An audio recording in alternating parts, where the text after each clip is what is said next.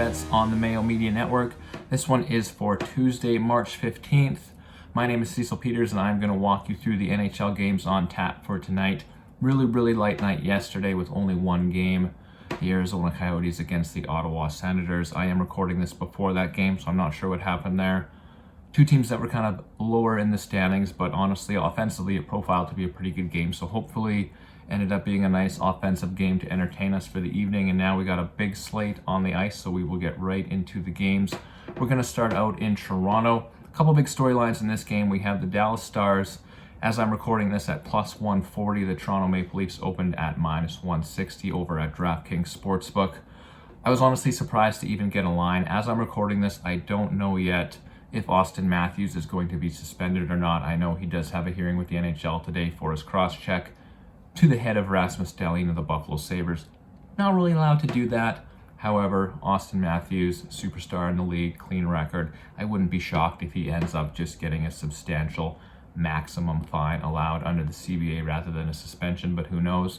Obviously not my call. In the comments, actually, please leave what you think of his suspension or no suspension, depending on what gets handed down. When this video comes out, we will know what the verdict is there. So leave a comment on what you think about the Austin Matthews suspension or no suspension, what you thought it should have been, and then as per usual, please rate and review and give the video a like as well. Toronto continues just allowing a ton of goals every single game. They just can't seem to get the saves. Peter Mrazek on Sunday allowed 5 goals to the Buffalo Sabres. Actually, I think it was 4 with an empty netter, but regardless, a couple weak ones as well. Matthews did score, but like I said, he lost his cool at the end of the game there on Dahlin. Frustration clearly boiling over for the Toronto Maple Leafs. And then the Dallas Stars on the other end, they also ended up allowing a ton of goals in their last game, a 7-4 loss to the Rangers. They've had pretty good goaltending the last while, so I don't see that being a common thing for them, allowing 7 goals. Overall, they have a better goaltending. They should get a better goaltending performance than the Leafs in this one. But right now, there's just too many unknowns for me to place a bet on the game. If Austin Matthews is out and the line is plus 140 for Dallas, I will absolutely bet that. And then as for goaltending, I'm not sure if the Leafs go with Peter Mrazek in net or if they go with rookie Eric Karlberg. I never like to bet on teams when they have a kind of an unknown goalie in net. We've seen this a few times where these guys come up from the AHL and have a couple really good performances. Nico Daws for the Devils would be my most recent example of that. So if Mrazek starts and Matthews is out, I will be betting on the Dallas Stars. If not, probably just a game that I will sit out of. Next game on the night involves the only team on a back-to-back, the Arizona Coyotes. They are plus 145 against the Montreal Canadiens. Montreal minus 165 on the money line. Just a little too much for me there. They are playing well, but minus 165 even against the Coyotes. This game should probably be closer to a pick for me.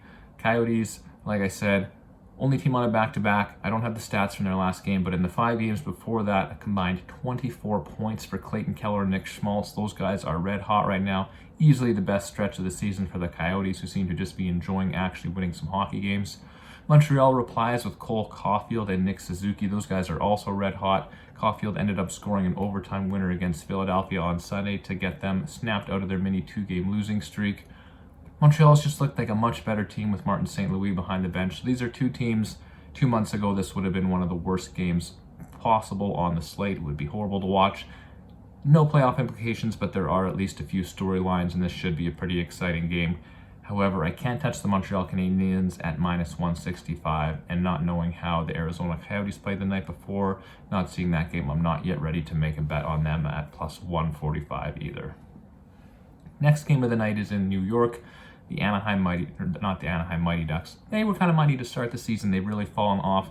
The Anaheim regular Ducks against the New York Rangers. Rangers minus 220 on the money line, as they should be. Anaheim just continues to slide. They've lost their past 4 games, and the Rangers are arguably better than any of the teams they've lost to in that stretch. So the Rangers should win this game pretty easily. Igor Shesterkin got pulled a couple nights ago against St. Louis. He then actually had another bit of a dud game against Dallas, but New York finally stepped up, scored 7 goals, and they won him a game that he maybe didn't deserve to win, repaying him a little bit for probably 20, 22, 23 wins this year that the Rangers maybe didn't deserve, that Shesterkin stole for them. So long ways to go for the Rangers players, repaying Shesterkin for how he's played this year, but that was a start. But against the Ducks, they should be able to get away with it no matter how he plays, even if they play backup goalie Alexander Georgiev in net, they should be fine. Ducks are kind of banged up as well. Rickard Rakell missed last game, Getzlaf's out. They've just got too many injuries right now. Jacob Silfverberg, I believe, is out as well. So not a lot of depth on the Ducks right now. Rangers are rolling their lines pretty good. It should be an easy win for them. One player I look to in the to score market, Philip Hedl for the Rangers. He's on their third line right now. He's taken 14 shots in the past 5 games. Probably his best stretch of his season, maybe even his career. He's just playing really well right now. You should get good odds on him to score. He is my pick there. I think he scores in a Rangers win. Next game on the night is in Washington. The red-hot New York Islanders are plus 135 at the Capitals, who are minus 155. Capitals coming off a successful road trip of their own, beating the Canucks in OT to end it. The guy who scored that OT winner, Lars Eller, is not going to be in the lineup. He is in COVID protocol, so he is still stuck in Vancouver after testing positive. Not a huge issue. The Capitals do have finally a fully healthy top 6 right now, so they're, even with Eller missing, they are the healthiest they've been all year. Top 6 is rolling. They're playing really well. Anthony Mantha finally coming back has really helped the second line. TJ Oshie's playing great hockey now. Evgeny Kuznetsov with a hat trick last game, so they're getting contributions up and down the lineup right now. Tom Wilson's actually slated in on the third line, gives them some scoring punch, gives them some depth. So Capitals playing pretty well right now. The Islanders playing perhaps even better. Definitely their best stretch of the season. Over the past 5 games, 8 players with at least 5 points, including captain Anders Lee. He's got 7 goals in those 5 games, one of which he actually missed. So in his past 4 games, 7 goals for the captain. I like the way that both teams are playing, but I do think this game should be closer to a pick. At plus 135, I do give them the slight goaltending advantage as well. I gotta go with the New York Islanders.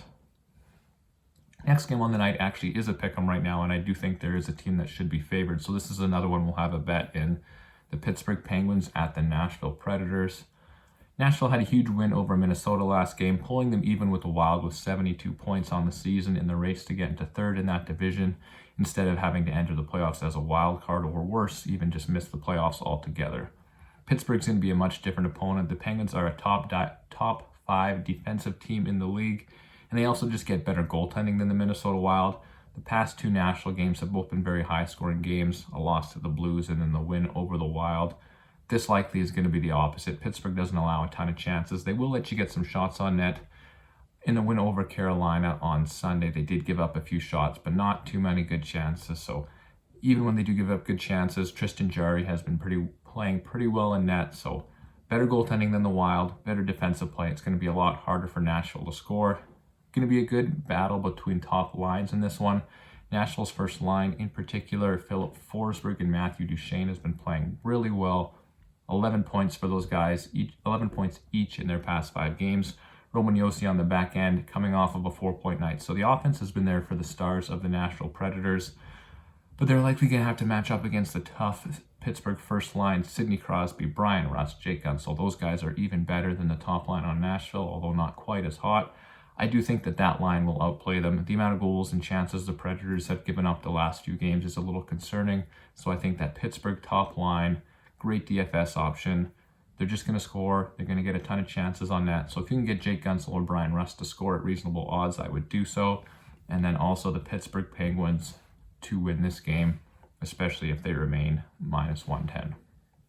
Next game on the night is in Winnipeg. Vegas Golden Knights, Winnipeg Jets, Vegas minus 115, Winnipeg minus 105. I do think this probably should just be a pick-em. It probably is going to be where it ends up. Vegas is on a brutal slide right now, losing their last 4 games and none in particularly promising fashion. Injuries keep piling up and so do the losses. They currently do occupy a playoff spot, but they slid into a wild card spot, and they are not too far ahead of the Winnipeg Jets, who are chasing them for that spot. So the Jets only 4 points behind with the game at hand, meaning this is about as important of a game as you're going to get for the Winnipeg Jets. I'm not going to have a bet on this one. I prefer to watch and see how these teams react in such an important game. Use the info from watching this game kind of going forward in the year. I don't know who's going to come on top. It should be the Winnipeg Jets with their depth, with the way that Vegas has been playing right now. But Vegas at some point has to get it together. So Winnipeg probably should win this game, but I am staying away from betting it.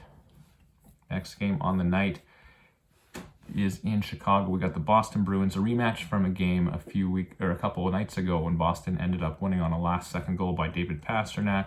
Now they are in Chicago, the Blackhawks plus 150, Boston minus 185, and I'm going to take the Bruins in to win in regulation. Chicago's getting great performances from their first line. Patrick Kane, Alex DeBrincat, Dylan Strome, they seem to score every night. In a good or bad matchup, doesn't seem to matter. And at home, they should be able to dodge the Patrice Bergeron line, so that's good for them. Problem for Chicago is anytime any other line is on the ice, they're going to get dominated. If Bergeron's not out against that line, his line will dominate whoever they're playing. David Pasternak's been hot. But the biggest thing for Boston right now has been actually the play of their third line with Charlie Coyle and Craig Smith. When I talk about Boston being a deep team, this is what I mean. Patrice Bergeron and Brad Marchand have combined for only 6 points in the last 5 games. However, the Boston Bruins have won 4 of those because of the depth scoring. This third line of Charlie Coyle and Craig Smith has been red hot. Hard to pick which line on the Bruins is going to take over and lead them in this game. I think it'll probably be Pasternak's, but regardless, they will find somebody to score goals on the Blackhawks, and I will take them to win in regulation. Next game on the night is in Edmonton. The Red Wings plus 250, Edmonton is minus 320. No bet for me in this game, the odds are just too much. Detroit put up no resistance to the Flames in their last game. The Oilers aren't going to generate that kind of sustained pressure in zone time like Calgary did, but what they will do is capitalize on their chances a lot more. Connor McDavid and Leon Draisaitl kind of been streaky over the past couple months. While they've each scored in their last game, McDavid had 2, so he's pretty hot right now. They're going to keep scoring in bunches, and this is a perfect spot to keep the momentum rolling. If Mike Smith does somehow magically get the start for the Oilers, I will look to the Red Wings as a big underdog, but other than that, no action for me in this game, but I do expect McDavid to score. Next game on the night, New Jersey Devils plus 150 in Vancouver, the Canucks minus 175. Bet against the Canucks in both of their games this past weekend, and it paid off as they lost Friday night to Washington and Sunday to the Lightning. JT Miller continues to put up points for Vancouver. He's got a 12-game point streak, 24 points in that stretch for him. But aside from him, the Canucks just don't look very good. And against the Devils, a loss would be a lot less understandable than losses to the Tampa Bay Lightning and the Washington Capitals. Those are a couple really good teams. The Devils playing well, but they're more of a basement dweller. However, with Nico Daws coming in net, he's kind of solidified the back end. The Devils sneakily have played some pretty decent hockey over the past few weeks. They just haven't been getting the goaltending all season. With Nico Daws in net, they have been getting that. They've got some wins recently, and I think they do so again tonight. At plus 150, I can't say no to that. Picking on the Canucks again. They're just not as good as the New Jersey Devils, in my opinion. I think they're overrated right now. They're not in a playoff spot, and they will continue not to be in a playoff spot, and I think the Devils take this one. Plus 150 is a great number. 2 more games on the night, both in California on the West Coast. Colorado in LA. Colorado had a tough test against Calgary in their last game. Darcy Kemper finally bounced back with an elite 46-save shutout. Colorado used their power play and their top scorers to get the win. 2 goals for McKinnon, 1 for Rantanen. Nazem Kadri looked good. Cale Makar looked good. This is going to be important for them going forward as captain Gabriel Landeskog is out. Against a tough defensive LA team, it is going to be tough for them to get chances, but I do think they can overcome it. But at minus 205, not worth a bet in my opinion. Kings are a little bit hurt with injuries, but did manage a very impressive win over the Florida Panthers in their last game. Plus 165 just isn't enough for me, so I do think this is going to be a good competitive game, but at the odds, which I think are correct, it's just nothing that I am betting on. The last game of the night, Florida Panthers, heavy favorites over the San Jose Sharks, so I'm going to take the Panthers in regulation to win. I do think they're just going to steamroll the Sharks. They lost to the Kings a couple nights ago. San Jose did beat LA 2 games in a row, but that's a team that they see all the time. They seem to have LA's number. Florida's the opposite kind of team. They come at you in waves. They score goals. Very high-paced offense. San Jose just doesn't have the defensive ability to stop the Florida Panthers. Spread out offense, a bunch of players piling up points every night for Florida, led by Alex Barkov and Jonathan Huberdeau. San Jose looks a little bit better with Erik Karlsson back on defense. But beating LA in back-to-back games against kind of a division rival is not the same as beating a Florida Panthers team that you see twice a year. The Panthers are going to come in, they're going to pile up goals. Easy win for Florida, betting on them in regulation to end the night. So to wrap up on a big slate, we have the Panthers in regulation. We got the Devils at plus 150. Boston in regulation. We got Pittsburgh at minus 110. Islanders at plus 135. And potentially looking at Dallas at plus 140. Not quite as many games to go through tomorrow, so we will see you guys at the same time. Thank you for watching. We'll see you tomorrow. Bye.